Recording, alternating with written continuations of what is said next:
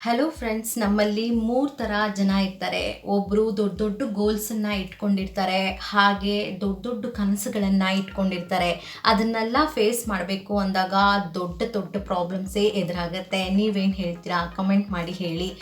ಅಕಸ್ಮಾತ್ ನೀವು ಆ ಪ್ರಾಬ್ಲಮ್ಸ್ನ ಫೇಸ್ ಮಾಡಬೇಕು ಅಂದರೆ ಕೋಪದಲ್ಲಾಗಲಿ, ಆ್ಯಂಗ್ಸೈಟಿ ಆಗಲಿ, ಸ್ಟ್ರೆಸ್ ಇಟ್ಕೊಂಡು ಅದೆಲ್ಲ ನಾವು ಫೇಸ್ ಮಾಡೋಕ್ಕಾಗೋದಿಲ್ಲ. ನಗ್ನಗ್ತಾ ಕಾನ್ಫಿಡೆಂಟ್ ಆಗಿ ನಾವು ಮೂವ್ ಆಗಬೇಕು ಅಂದಾಗ ನಮ್ಮನ್ನು ನಾವು ಕಂಟ್ರೋಲ್ ಮಾಡೋ ಶಕ್ತಿ ಇರಬೇಕು. ಇಂಥ ಜನ ಇಟ್ಕೊಂಡಿರ್ತಾರೆ, ಹಾಗೆ ಅವರು ಅವ್ರ ಗೋಲ್ಸ್ನೂ ರೀಚ್ ಮಾಡ್ತಾರೆ.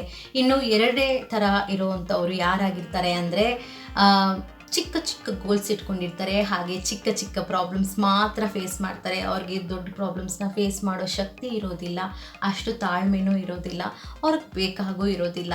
ಹಾಗೆ ಅದರಲ್ಲೇ ಕಂಫರ್ಟ್ ಝೋನಲ್ಲಿ ಇಟ್ಕೊಂಡು ಆಯಿತು, ನನಗೆ ಚಿಕ್ಕ ಪ್ರಾಬ್ಲಮ್ಸು, ಚಿಕ್ಕ ಗೋಲ್ಸೇ ಸಾಕು, ನಾನು ಇದರಲ್ಲೇ ನೆಮ್ಮದಿಯಾಗಿದ್ದೀನಿ ಅಂಥವ್ರಿಗೂ ಕೆಲವೊಂದ್ಸಲ ಈ ಆ್ಯಂಗ್ಸೈಟಿ, ಸ್ಟ್ರೆಸ್ ಅನ್ನೋದು ಇರುತ್ತೆ. ಯಾರೂ ಕಂಫರ್ಟಾಗಿ ಹೋಗೋಕ್ಕಾಗಲ್ಲ.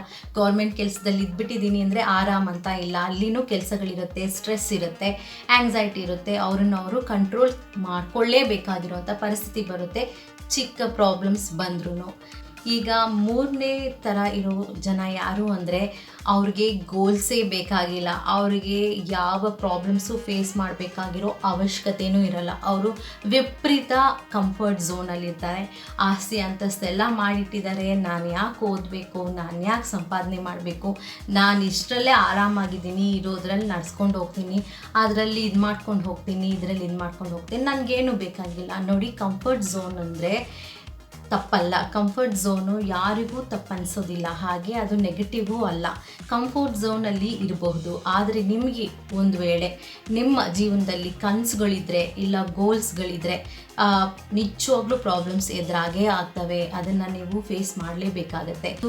ಕಂಫರ್ಟ್ ಝೋನಲ್ಲಿರೋರಿಗೆ ಒಂದು ರಿಗ್ರೆಟ್ ಆಗಬಾರ್ದು, ಅಂದರೆ ಪಶ್ಚಾತ್ತಾಪ ಆಗಬಾರ್ದು. ಲಾಸ್ಟಲ್ಲಿ ಸಾಯೋವಾಗ ನಾನು ಏನೂ ಮಾಡಲಿಲ್ಲ, ನನಗೂ ಸರಿಯಾಗಿ ಜೀವನ ಮಾಡ್ಕೊಳಕ್ಕಾಗಿಲ್ಲ, ಆರಾಮಾಗಿದ್ದೆ, ಆರಾಮಾಗೋದೆ, ತಿಂದೆ ಮಲಗ್ನ, ಆಯಿತಾ, ಟಿ ವಿ ನೋಡಿದ್ನ ಮಲಗ್ನ, ಹೀಗೆ ಆಗೋಯ್ತು ನನ್ನ ಲೈಫು, ಯಾರೂ ನನ್ನ ಕಡೆ ಬರಲಿಲ್ಲ, ಸುಮ್ಮನೆ ಜೀವನ ಮಾಡ್ಕೊಂಡು ಹೊಟ್ಟೋದೆ, ಹೀಗೆ ರಿಗ್ರೆಟ್ ಇರಬಾರ್ದು. ನಾನೇನಾದರೂ ಸಾಧನೆ ಮಾಡಬೇಕಾಗಿತ್ತು ಅಂತ ಲಾಸ್ಟಲ್ಲಿ ಪಶ್ಚಾತ್ತಾಪ ಪಡೋ ಅವಶ್ಯಕತೆ ಬಂದೇ ಬರುತ್ತೆ ಈ ಕಂಫರ್ಟ್ ಝೋನಲ್ಲಿರೋರಿಗೆ. ಅಕಸ್ಮಾತ್ ನಿಮ್ಗೆ ಯಾವತ್ತಾದರೂ ಚಿಕ್ಕ ವಯಸ್ಸಲ್ಲಾದರೂ ದೊಡ್ಡ ವಯಸ್ಸಲ್ಲಾದರೂ ಒಂದು ಆಸೆ ಅಂತಿರುತ್ತೆ, ಅದನ್ನು ನೀವು ನೆರವೇರಿಸ್ಕೋಬೇಕು ಅಂತಿದ್ರೆ ನೀವು ನಿಜವಾಗ್ಲೂ ಪ್ರಾಬ್ಲಮ್ಸ್ಗಳನ್ನ ಫೇಸ್ ಮಾಡಲೇಬೇಕು, ಆ ಗೋಲ್ಸ್ಗಳನ್ನ ನೀವು ಮುಟ್ಟಲೇಬೇಕಾಗತ್ತೆ. ಅದು ಫಸ್ಟ್ ಆ್ಯಂಡ್ ಸೆಕೆಂಡ್ ಕ್ಯಾಟಗರಿನೇ ಬರುತ್ತೆ.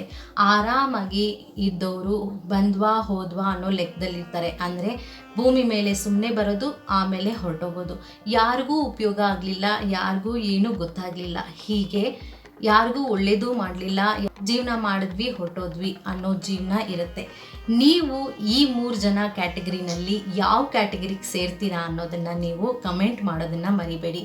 ಹಾಗೆ ಯಾರಾದರೂ ಮೆಡಿಟೇಷನ್ 5 ನಿಮಿಷ ದಿನ ನಾನು ಕಲಿಬೇಕು ಅಂದರೆ ವಿಪರೀತ ಕಡಿಮೆ ರೇಟಲ್ಲಿ, ಅದು ಚಾಕ್ಲೇಟ್ ರೇಟಲ್ಲಿ ನಾನು ಮೆಡಿಟೇಷನ್ನ ಹೇಳ್ಕೊಟ್ಟಿದ್ದೀನಿ. ಅದು ಡಿಸ್ಕ್ರಿಪ್ಷನ್ ಬಾಕ್ಸಲ್ಲಿ ಸಿಗುತ್ತೆ, ಹೋಗಿ ನೀವು ಚಾಕ್ಲೇಟ್ ರೇಟಲ್ಲಿ ನೀವು ಪರ್ಚೇಸ್ ಮಾಡ್ಬೋದು. ಎವ್ರಿ ಡೇ 5 ಮಿನಿಟ್ಸ್ ನೀವು ಗೈಡೆಡ್ ಮೆಡಿಟೇಷನ್ ಮಾಡ್ಬೋದು. ಅಂದರೆ ನೀವೇ ಮೆಡಿಟೇಷನ್ ಮಾಡೋ ಬದಲು ನಿಮಗೆ ಮೆಡಿಟೇಷನ್ ಹೇಗೆ ಮಾಡ್ಬೋದು ಅನ್ನೋದನ್ನು ಹೇಳ್ಕೊಟ್ಟಿದ್ದೀನಿ. ಕಂಪ್ಲೀಟ್ ಅವೇಕ್ನಿಂಗ್ ವಿತಿನ್ ಅಂತ ಹೇಳಿ ಆ ಕೋರ್ಸ್ ಹೆಸರು. ನಿಮಗೆ ಬೇಕಾದರೆ ನೀವು ಅದನ್ನು ಪ್ರಾಕ್ಟೀಸ್ ಮಾಡ್ಬೋದು. ನಿಮಗೇನಾದರೂ ಈ ವಿಡಿಯೋ ಇಷ್ಟ ಆಗಿದ್ದರೆ ಲೈಕ್ ಮಾಡಿ, ಹಾಗೆ ಶೇರ್ ಮಾಡಿ. ನೀವೇನಾದರೂ ನನ್ನ ಚಾನಲ್ಗೆ ಹೊಸಬರಾಗಿದ್ದರೆ ಸಬ್ಸ್ಕ್ರೈಬ್ ಮಾಡೋದನ್ನು ಮಾತ್ರ ಮರಿಬೇಡಿ. Thank you.